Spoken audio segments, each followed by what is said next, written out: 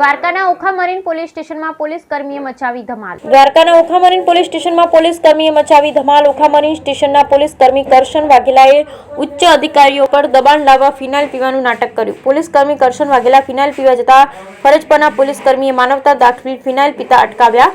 પોલીસ કર્મી કરશન વાઘેલા ઘણા મહિનાથી ફરજમાં રહે છે ગેરહાજર, તો તેમના પર 3 થી 4 બાબતોની ચાલે છે ખાતાકીય તપાસ. તપાસના કામે નિવેદન પણ આપવાથી પણ દૂર ભાગે છે પોલીસ કર્મી વાઘેલા. ત્યારે આજરોજ ઉચ્ચ અધિકારીઓ પર તપાસ બાબતે દબાણ લાવવાનો પ્રયાસ કરી ફિનાઇલ ગટગટાવી જતા કરશન વાઘેલા ફરજ પરના પોલીસ દ્વારા તુરંત જ 108 બોલાવી કરશન વાઘેલાને અપાઈ સારવાર. બ્યુરો રિપોર્ટ લલિત સિંહ ગઢિયા, દેવભૂમિ, દ્વારકા.